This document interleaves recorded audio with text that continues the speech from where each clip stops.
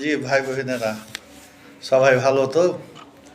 আজ একটা আজকে পুরাতন কাহানি নিয়ে আসছি, মানে গল্প নিয়ে আসছি।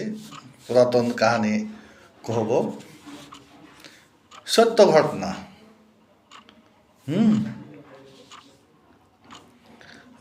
আজকে চাঁপাইনবাবগঞ্জের আঞ্চলিক ভাষায় লাগান। লাগান মানে হলো সুদের ওপরে টাকা দেওয়া, লাগান। আর একটা লাগান আছে, মানে কেউ কোনো কথা কইলে অন্য কাউকে কইয়া দেওয়া, এটা একটা লাগান। লাগান দুরকম।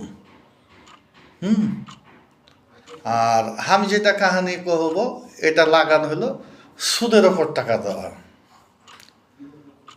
তো আগের সাঁওতাল সম্প্রদায় কিন্তু খুব অসহায়, মূর্খ, জ্ঞান গরিমা কোনো কিছু ছিল না।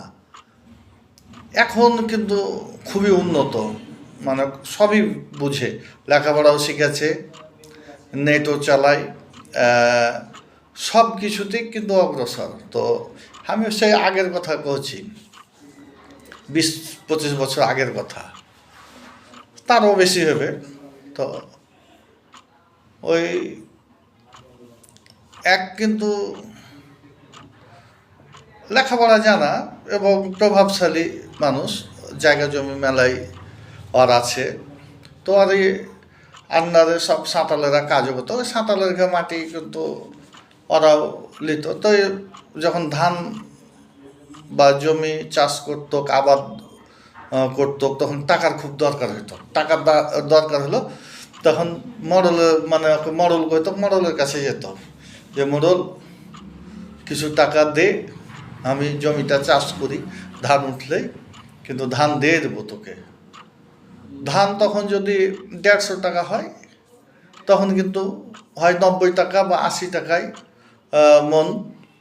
150 টাকা মন হলে 70, 80, 90 টাকা মন ধান লিত। ধান লিত, টাকা দিত যে হারে, সে হারে কিন্তু ওই দরে একটা দাম দর করে এটা লাগান করত। হ্যাঁ, যে ধান লিব এ দরে। তো ঠিক আছে, অভাবের সময় লিত। তো ঠিক সময় ধান যখন কাটাকাটি হয়েছে, তো টাকা তুলতে গেছে, না ধান তুলতে গেছে, যে ধান দেওয়ার টাকা অনুযায়ী। তো 5 কেজির বাটখারা, 5 কেজি তোলা 5 সের, আগে স্যার ছিল, ওই স্যারে 5 সের তো পাল্লাতে এক পাল্লা কিন্তু 5 সের হইতো। তো 5-এর দাঁড়ি লাভছে, তো লাভছে আর কইছে 11 গারে গার 11, গারে গার 11, গারে গার 11, এবার বলছে না, ঢালছে ঠিকই 1 থেকে 11 পর্যন্ত ঠিকই গেল। 12 বার 12, 12 বার 12 ঢাইলে চলেছে, 12 বার 12, 12 বার 12। তখন ওই সাঁতাল কইছে, একবার 13 বল বাবু।